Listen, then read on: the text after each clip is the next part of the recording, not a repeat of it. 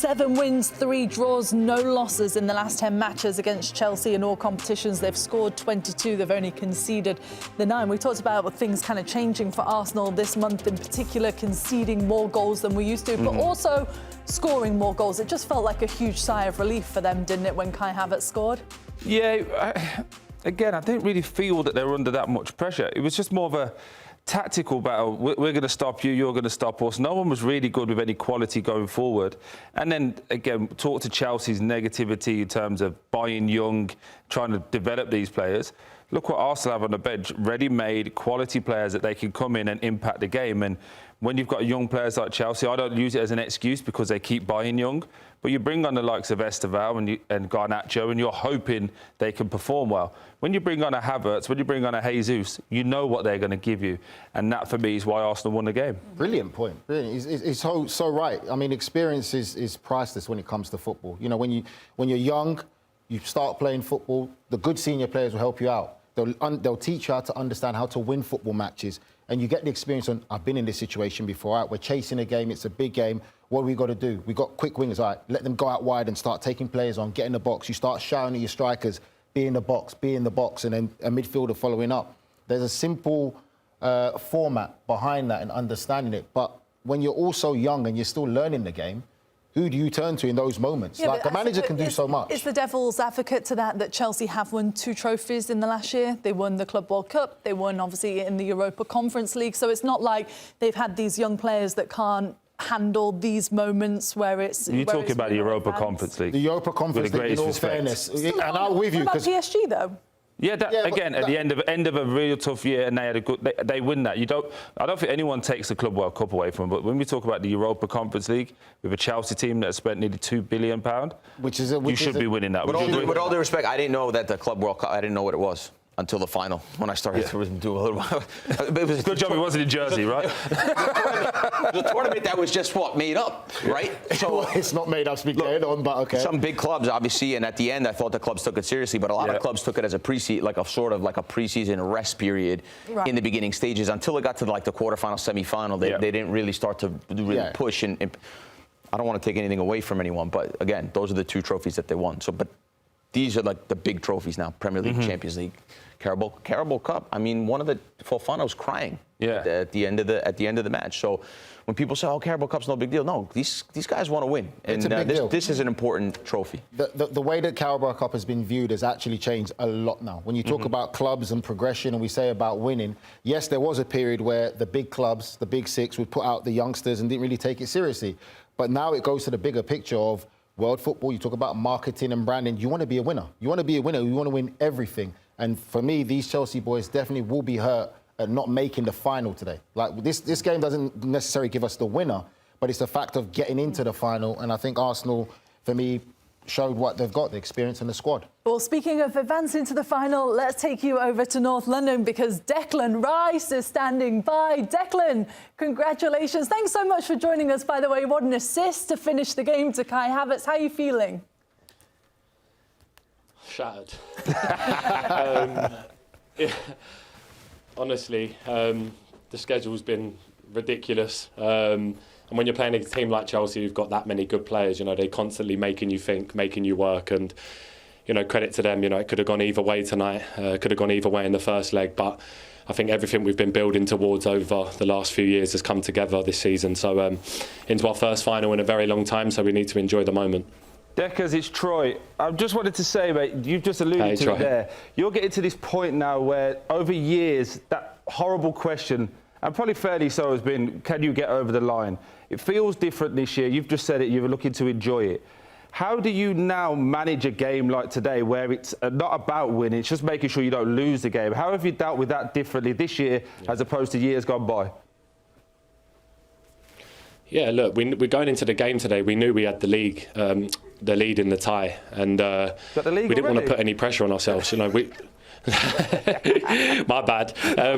We said to the boys, we all said it to each other before the game. We said, we're 1 game away from Wembley. Like, how much do you want it, We haven't been there for many years, and today wasn't just about, playing nice football. Sometimes it comes down to in semi-finals, your heart desire and how much you want to win a game of football. And in the end, I think we got through the game. We won 1-0, and you know, I don't think Chelsea created much, even though they played well. But in the end, over the 2 ties, I think we deserved it. And yeah, onto a final now, which we have to enjoy, you know. Declan, it's Nigel. Love to see your development, young man, since we've been sharing a dressing room together, geezer, for a little while. You still remember that nutmeg? You still remember that nutmeg in training? I remember you in the boxes popping it. I remember that. Oh, you remember that? Declan, we didn't need you to say that, mate. We know he's a ball carrier, don't worry. Hey, listen, he was ball carrying when I was training with him. But anyway, Dec, listen, I know you're a humble lad, really humble and great kid. It was a pleasure training with you. Now, I think for me, you're definitely worthy of being in the conversation for being one of the best midfielders in world football right now. How do you feel about that when people speak to you of that highly? And don't give me the humble, nice Declan answer. Give me the real Declan in the dressing room answer. Obviously, it's the conversations you want to be in, you know. I think we're playing in a time now where there's so many good midfielders out there. You know, you watch football every week, I watch football. Every top team has top midfielders. So to be in that conversation's unreal. And, you know, it's all about hard work and, you know, putting myself, you know, it's down to the training, listening to my coaches, wanting to improve, taking on criticism, being fit, being consistent. So many things fall into it. And, yeah, I'm very lucky that I can play in this team and prove myself every week. So they're the right conversations to be in. But also, if you want to go to the next level, it's now about going to this final and winning. And hopefully I can get a few trophies to my name as well with this team. Their record in this competition hasn't been too kind for them, though. They've lost their last 3 final appearances. Maybe this year will be different at Wembley. We'll wait till tomorrow to see if they'll face Newcastle, the reigning champions, or Manchester City, who have got a 2-goal advantage.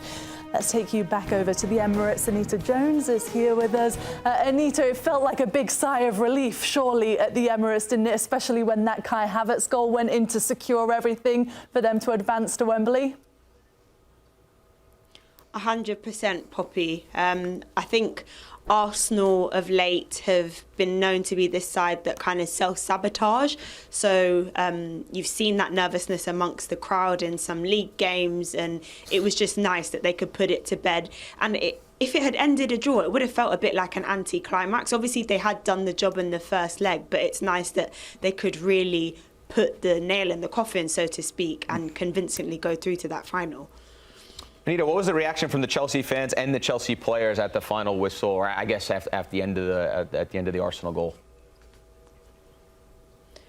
Yeah, I mean, the Chelsea fans didn't look very happy at all. Neither did the players coming into the tunnel, because they're competitors. Obviously, we know that they won the Club World Cup most recently, and before that in Europe too, albeit the lowest of the 3 competitions. So they definitely wanted a stake in the final coming up next month in March. But overall, I don't think anyone can argue with Arsenal, albeit some will say it was boring. There was still sense behind it. Mikel had a plan and he executed it. They made sure that despite Liam trying new things, be it 3 at the back or 3 players forward when Arsenal were taking set pieces, that Chelsea still couldn't get a goal that they needed.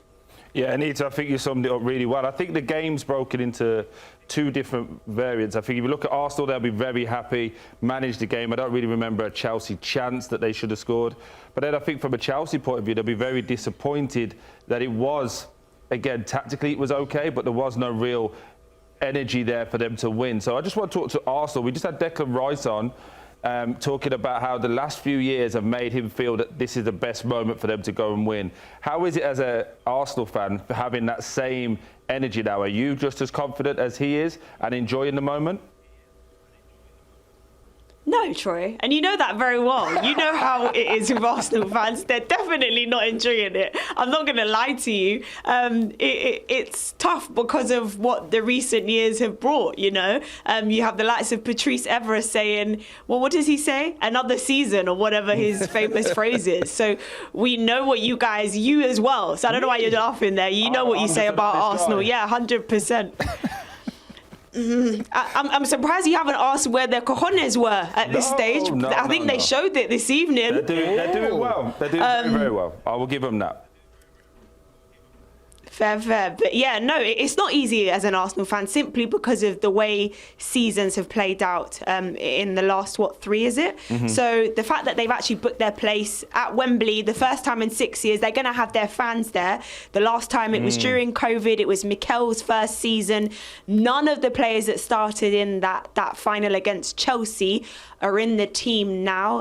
I know that Bukayo Saka and Martinelli were part of the wider squad, but what an opportunity to write a page in history and, like I said, push forward to try and get the Premier League under their belt and go far into the Champions League again.